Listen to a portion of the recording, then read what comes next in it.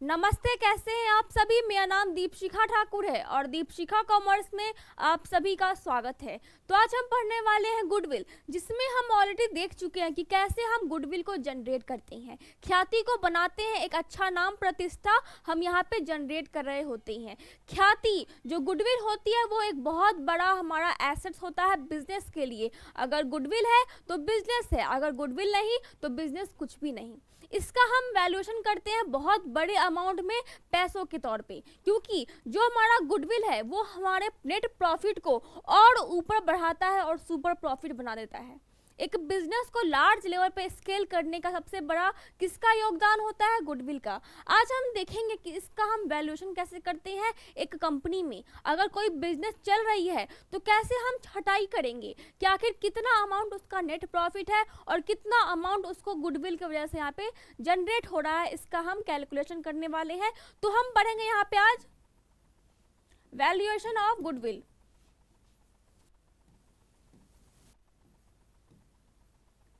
सबसे पहले हम जानते हैं कि आखिर हम वैल्यूएशन कब कब करते हैं। एक बिजनेस में हम कब कब जरूरत आता है हमें यहाँ पे वैल्यूएशन करने के लिए। तो जैसा कि हम जानते हैं गुडविल एक इनट्रांजिबल एसेट्स है, इसको हम देख छू महसूस नहीं कर सकते। तो हम आज देखेंगे उसी को कैसे कैलकुलेट करते हैं। सबसे पहले जब साझेदारों के अनुपात में परिवर्तन किया जाए, यानी जब भी पार्टनर्स के रेशियो में यहाँ पे परिवर्तन हो, डिफरेंसेस हो, जब पार्टनर्स अपने यहाँ पे प्रॉफिट शेयरिंग रेशियो को यहाँ पे डिफरेंस करने को मांग करते हो, तब हम यहाँ पे क्या बनाते हैं? गुडविल का वैल्यूएशन करते हैं सबसे पहले। दूसरा क्या पॉइंट है यहाँ पे? जब नए साझेदार का प्रवेश हो, यानी जब एडमिशन ऑफ पार्टनरशिप हो रहा हो, तब हम यहाँ पे वापस से गुडविल का यहाँ पे कैलकुलेशन करते हैं। फिर थर्ड नंबर क्या हो रहा है? जब इस साझेदारों का अवकाश ग्रहण कर रहा हो, यानी जब रिटायरमेंट ऑफ पार्टनरशिप फॉर्म हो, उस वक्त भी हम क्या करते हैं? गुडविल का वैल्यूएशन कर रहे होते हैं। फिर फोर्थ नंबर क्या आता है हमारा? जब किसी साझेदार की मृत्यु हो जाए तब उस वक्त भी हम यहाँ पे वैल्यूएशन करते हैं किसका? गुडविल का। फिर नेक्स्ट पॉइंट क्या है? जब फर्म के व्यवसाय को बेचा जा रहा हो, यानी यहीं पे हमें मेन कैलकुलेशन करना है। यही सबसे बड़ा कैलकुलेशन होने वाला है हमारे आज के यहाँ पे टॉपिक में। तो यहाँ पे हम देखेंगे कि जब हम यहाँ पे क्या करते हैं? परचेज गुडविल निकालते हैं, तब कैसे हम यहाँ पे किसी बिजनेस को परचेस कर रहे हैं तो हम वहाँ पे गुडविल का अमाउंट निकाल रहे हैं। नॉर्मली हम मेन तो यही यहाँ पे मुद्दा होता है कि बिजनेस को जब बेच रहे हैं तो आखिर किस अमाउंट में बेचे बिजनेस को और किस अमाउंट में लोग हमारा बिजनेस खरीदे, आखिर गुडविल हमने कितना जनरेट कर पाया है अभी तक। उसके बाद नेक्स्ट पॉइंट क्या आता है हमारा? जब दो या दो से अधिक फर्मों का एकीकरण किया जाए, यानी जब कंपाउंड हो, यानी बहुत सारे फर्मों का एक तरह का समायोजन हो, उस वक्त भी हम क्या करते हैं? वैल्यूएशन करते हैं गुडविल का। उसके बाद हम देखते हैं कि आखिर गुडविल का क्या मेथड होता है, कितने तरह से हम गुडविल को यहाँ पे कैलकुलेट कर सकते हैं, उसका वैल्यूएशन निकाल सकते हैं एक फर्म में।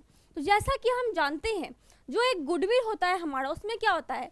एक फर्म है, ठीक है। अब ये जो फर्म है इसको हम मान लेते हैं एक्स, फिर इसको मान लेते हैं हम वाई और इसको मान लेते हैं जेड। अब जो जेड है ये नई स्टार्ट हुई है, इसने तुरंत अपना इसी साल क्या किया है? फर्म खोला है और इसका एक साल का कितना है नेट प्रॉफिट? एक साल का कितना इसका नेट प्रॉफिट? 1 लाख। और जो वाई है ये ऑलरेडी बहुत टाइम से क्या हो रहा है? चल रही है, तो इसका नेट प्रॉफिट क्या है यहाँ पे? इसका नेट प्रॉफिट है 10 लाख। और ये जो एक्स है ये भी बहुत टाइम से चल रही है और इसका नेट प्रॉफिट क्या है यहाँ पे? 7 लाख। तो अब यहाँ पे क्या हो रहा है? ये सभी ये तो अभी तुरंत आई है, लेकिन ये तो बहुत पहले से है। मान लेते हैं ठीक है इसने 10 साल पहले स्टार्ट किया होगा, इसने 20 साल पहले स्टार्ट किया होगा, लेकिन उससे क्या फर्क पड़ता है? ये ऑलरेडी मार्केट में बहुत टाइम से चल रही है। तो यहाँ पे क्या हो रहा है? यहाँ पे इसका प्रॉफिट 10 लाख है, इसका प्रॉफिट 7 लाख है। यानी अगर चलते फिरते ग्राहक इसके बिजनेस में आते तो इन दोनों का प्रॉफिट कितना होता है यहाँ पे? एक साल में 1 लाख रुपए, ठीक है। लेकिन यहाँ पे क्या हो रहा है? इसने बहुत अधिक गुडविल जनरेट ऑलरेडी की हुई है, जिस वजह से इसका नेट प्रॉफिट यहाँ पे कितना बढ़ गया? 9 लाख रुपए बढ़ गया और इसका कितना बढ़ गया? यहाँ पे 6 लाख रुपए बढ़ गया। तो ये क्या हुआ? ये अमाउंट किसका हुआ? गुडविल का। ये क्या हुआ? इसकी ख्याति हुई, इसकी प्रसिद्धि हुई, अच्छा नाम हुआ, कस्टमर इसके प्रति ज्यादा आकर्षित हुए क्योंकि इसकी प्रसिद्धि बहुत है। तो यही होता है गुडविल। हमें यही पे देखना है कि कितना अमाउंट इसका नेट प्रॉफिट है और कितना अमाउंट इसका गुडविल है और कितना अमाउंट इसका नेट प्रॉफिट हो रहा है। यहाँ पे आपको साफ साफ दिख रहा है, लेकिन आखिर क्वेश्चंस में कैसे हम यहाँ पे कुछ वर्षों का, कुछ ईयर का यहाँ पे हम नेट प्रॉफिट देख करके उसका छटैया करेंगे गुडविल का, उसको समझेंगे। सबसे पहले हम क्या देखते हैं यहाँ पे, average profit method. Average profit method, तो यहाँ पे क्या दिख रहा है, फर्स्ट हमारा मेथड है एवरेज प्रॉफिट मेथड, जिसको हम बोलते हैं औसत लाभ विधि, यानी जिसका औसत लाभ हो, एवरेज हो, इसको क्या बोलते हैं हम, औसत लाभ विधि। नेक्स्ट क्या है हमारा, सुपर प्रॉफिट मेथड, यानी अधिलाभ विधि। यहाँ पे क्या होगा, अधिलाभ।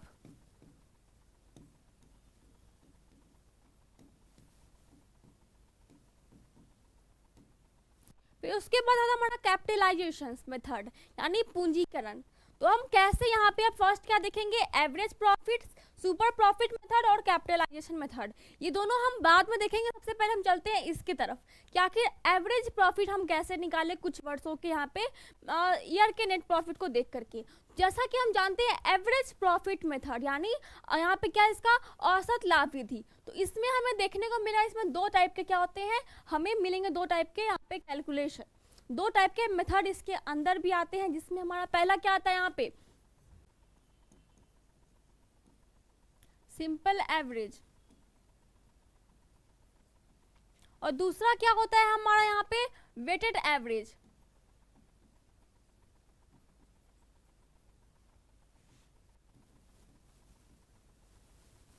यानी ये दो तरीके होते हैं किसको कैलकुलेट करने के लिए, यहाँ पे एवरेज प्रॉफिट मेथड को कैलकुलेट करने के लिए, जिसको बोलते हैं यहाँ पे सरल एवरेज यानी सरल औसत, और इसको हम बोलते हैं भार औसत। अब इन दोनों में क्या डिफरेंसेस है, सिंपल एवरेज जो होता है हमारा, इसमें क्या होता है कि जब हमारा जो अमाउंट दिया हुआ है हर साल का, मान लेते हैं कोई बिजनेस को परचेस कर रहा है कोई दूसरा व्यक्ति, तो उस वक्त क्या होता है कि उसको यहाँ पे 4-5 साल के क्या मिलते हैं, यहाँ पे नेट प्रॉफिट मिलता है कि आखिर उस बिजनेस ने कितना कमाया हुआ है। तो यहाँ पे हम उसको देखते हैं कि उसमें यहाँ पे मान लेते हैं 4 लाख, फिर 5 लाख, फिर यहाँ पे 2 लाख, फिर यहाँ पे 3 लाख। मतलब यहाँ पे क्या दिख रहा है आपको कि यहाँ पे किसी भी टाइप का कोई सीक्वेंस नहीं है, लेकिन जब हम यहाँ पे देखेंगे कि किसी भी साल का प्रॉफिट जो हो रहा है वो किसी एक क्रम में इंक्रीज हो रहा है या फिर डिक्रीज हो रहा है, यानी किसी साल वो बढ़ते जा रहा है, 10 साल का 5 साल का रेशियो है आपका कमाई कितना हो रहा है, और वहाँ पे क्या हो रहा है कि आपका मान लेते हैं कि आपका 4 लाख हो रहा है, फिर 5 लाख हो रहा है, फिर 6 लाख हो रहा है, फिर यहाँ पे 8 लाख हो रहा है, फिर यहाँ पे 10 लाख हो रहा है। यानी क्या हो रहा है यहाँ पे आपका एक इंक्रीजमेंट हो रहा है, कोई भी अप्स डाउन नहीं हो रहे हैं, या फिर आपका क्या हो रहा है, डिक्रीजमेंट हो रहा है, 10 लाख, 8 लाख, 6 लाख, 4 लाख, 3 लाख, ऐसे करके क्या हो रहा है, डिक्रीजमेंट हो रहा है। तो इस वक्त हम क्या करते हैं, इस वक्त हम इस भार औसत को यानी वेटेड एवरेज को हम यहाँ पे कैलकुलेट करने के लिए यूज करते हैं। किस वक्त, जब आपका जो प्रॉफिट होता है, साल का प्रॉफिट हो रहा है किसी बिजनेस का, वो या तो बढ़ रहा है या फिर वो घट रहा है, इंक्रीज हो रहा है या फिर डिक्रीज हो रहा है। तो यही फर्क होता है इन दोनों में, जो कि क्या है, सिंपल औसत और यहाँ पे भार औसत, सिंपल एवरेज और वेटेड एवरेज। यहाँ पे क्या होता है कि यहाँ पे किसी भी टाइप का कोई सीक्वेंस नहीं दिख रहा है, और यहाँ पे या तो बढ़ ही रहा है या फिर वो घट ही रहा है। तो इस दोनों में आपको कंफ्यूज नहीं होना है, और इन दोनों को यूज करना बहुत सिंपल है, जो कि हम अभी देखने वाले हैं। तो उसके बाद हम देखते हैं कि आखिर ऐसे कैसे हम इसको कैलकुलेट करें। तो इसके लिए बहुत सिंपल यहाँ पे मेथड आता है। सबसे पहले हम सिंपल औसत यानी एवरेज मेथड को देखते हैं कि कैसे हम सिंपली तौर पे इसको कैलकुलेट करें। तो इसके लिए आपको एक फॉर्मूला आता है जिसको हम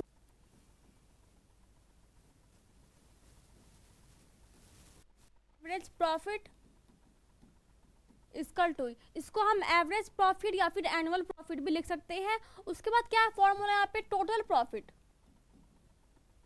टोटल प्रॉफिट यानी आखिर टोटल प्रॉफिट कितना, यानी अगर 5 साल का, 4 साल का, जितने भी ईयर्स का आपको प्रॉफिट दिया गया हो क्वेश्चंस में, उसको आपको यहाँ पे जोड़ के लिखना है। अगर किसी साल बाय चांस यहाँ पे आपको प्रॉफिट दिख रहा है, अगर यहाँ पे किसी एक साल यहाँ पे लॉस होता है, तो आपको सभी प्रॉफिट को जोड़ करके उस लॉस को माइनस करने के बाद यहाँ पे आपको टोटल प्रॉफिट लिखना होगा। उसके बाद क्या आता है यहाँ पे, number of year, number of years.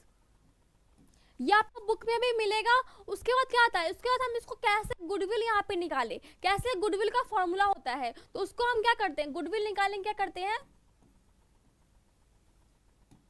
Goodwill equal to, यहाँ पे क्या आया आपका, यहाँ पे आया एवरेज प्रॉफिट, तो यहाँ पे लिखेंगे एवरेज प्रॉफिट।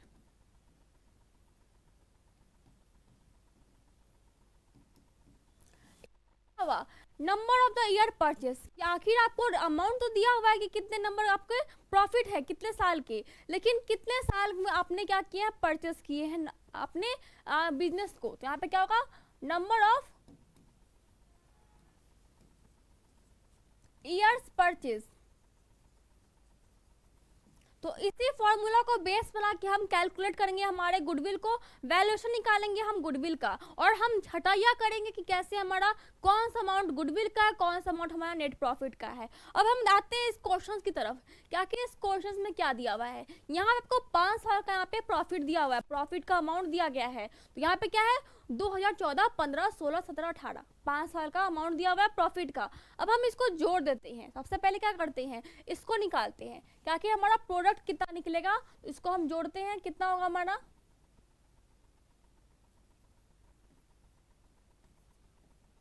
ये हमारा निकल गया प्रोडक्ट, क्या कि कितना प्रोडक्ट हमारे पास है।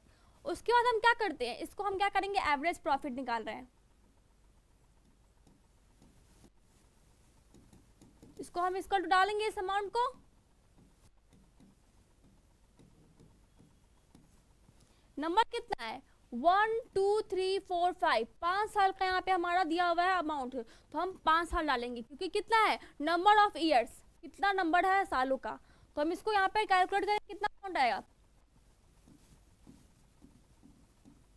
ये आ गया हमारा अमाउंट किसका, एवरेज प्रॉफिट का, कि हमारा एवरेज प्रॉफिट कितना आ रहा है 438,600, यानी हमारा एवरेज प्रॉफिट है 4,38,600, ये हमारा आ गया एवरेज प्रॉफिट। अब हम अप्लाई करते हैं इसको गुडविल की तरफ, क्या क्या गुडविल हम कैसे यहाँ पे निकालेंगे, क्योंकि बहुत सिंपल है, गुडविल कैसे निकालेंगे, एवरेज प्रॉफिट, यानी उस अमाउंट का यहाँ पे डाल देते हैं 38600 इंटू क्या हुआ, नंबर ऑफ ईयर्स परचेस, तो इसने यहाँ पे मान लेते 4 साल पहले परचेस किया है इसको, अब 4 साल का हमें परचेस निकालेंगे, तो 4 से यहाँ पे इंटू कर देते हैं। अब इसका अमाउंट कितना आएगा 17,54,400, ये आ गया हमारा गुडविल का अमाउंट, यानी जितना हमारे पास क्या था, ये हमारे पास क्या था प्रॉफिट, हमारे सारे बिजनेस का प्रॉफिट था, ये एवरेज प्रॉफिट, जिसमें हम सिंपल मेथड को यूज कर रहे थे, यहाँ पे कोई सीक्वेंस नहीं था कि अमाउंट बढ़ रहा है, इंक्रीज हो रहा है, डिक्रीज हो रहा है, और यहाँ पे क्या है इसका 21,93,000 इसका प्रॉफिट था 4 साल का 5 साल का। उसके बाद हमने क्या किया, हमने इसमें से गुडविल निकाल दिया, तो गुडविल का अमाउंट कितना हुआ हमारा, गुडविल का अमाउंट हमारा 17,54,400, यानी कितना बड़ा अमाउंट है गुडविल का। अब हम आते हैं वेटेड पे, कि आखिर भार औसत को हम कैसे यहाँ पे कैलकुलेट करेंगे, तो ये बहुत ही सिंपल है, इससे भी सिंपल मेथड है। यहाँ पे क्या होता है, यहाँ पे क्या है आपको दिया हुआ है, यहाँ पे साल का एक अमाउंट, प्रॉफिट अमाउंट यहाँ पे आपको दिया हुआ है 4 साल का। अब हम क्या करते हैं, हम यहाँ पे क्या करेंगे, यहाँ पे इसको डालेंगे ईयर, इसको डालेंगे हम क्या ईयर प्रॉफिट, यानी कितने साल का यहाँ पे प्रॉफिट दिया हुआ है हर ईयर का, वो हमने यहाँ पे डाला है। ये आपको एक तरह का फॉर्मेट यहाँ पे रेडी करना है, उसके बाद ही इसको कैलकुलेट करना है। उसके बाद क्या है, यहाँ पे आपको दिया हुआ अमाउंट, यानी 1 2 3 4 की आखिर कितने साल का है, उसको हम यहाँ पे वेट यहाँ पे करते हैं, भार यहाँ पे करते हैं, इसको क्या कर देते हैं हम वेट। उसके बाद यहाँ पे क्या है, यहाँ पे आखिर कितना इंटू हुआ, यानी इसको हम यहाँ पे क्या करते हैं इंटू करते हैं, इससे क्या करते हैं हम इसको इंटू करते हैं। तो यहाँ पे क्या हुआ 24 का 24,000, 30 का 60,000, 32,000 का कितना हुआ 96,000, और 40,000 का कितना हुआ 1,60,000। 4 से हम इसको इंटू किए। उसके बाद यहाँ पे क्या करते हैं, इसको प्लस करते हैं, हमेशा इसको याद रखना है कि इसको यहाँ पे प्लस करके निकालना है क्या कितने अमाउंट यहाँ पे हुए। फिर यहाँ पे क्या हुआ, इसको भी हम यहाँ पे जोड़ देते हैं। अब क्या हुआ, यहाँ पे हम वहाँ पे भी सेम कर रहे थे, यहाँ पे सबको जोड़ रहे थे, यहाँ पे भी हम सेम कर रहे हैं, जोड़ रहे हैं, लेकिन क्या कर रहे हैं इंटू करने के बाद जोड़ रहे हैं। अब हम क्या करेंगे, अब हम क्या करेंगे कि यहाँ पे इसको और इसको, यानी इन दोनों को हम यहाँ पे आप बेस बना के यहाँ पे निकालेंगे कि कैसे हम इसको इसका गुडविल यहाँ पे कैलकुलेट करें। तो क्या हुआ हमारा वेटेड एवरेज प्रॉफिट,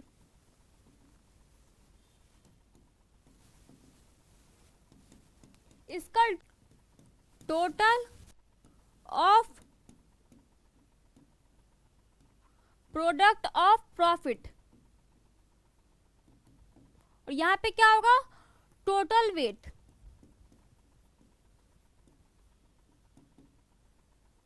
यानी यहाँ पे जो यहाँ पे वेट आया है जोड़ करके, और यहाँ पे जो हमारा प्रॉफिट का प्रोडक्ट निकला है 3,40,000, इसको हम यहाँ पे इस फॉर्मूले पे अप्लाई करने वाले हैं। उसको हम देखते हैं कैसे अप्लाई करके यहाँ पे गुडविल हम यहाँ पे वैल्यूएशन करेंगे इसका। तो सेम प्रोसेस क्या करेंगे, यहाँ पे कितना अमाउंट है हमारे पास 3,40,000, डिवाइड कितना करेंगे 10 से, कितना हुआ हमारे पास 34,000 हमारे पास अमाउंट आ गया।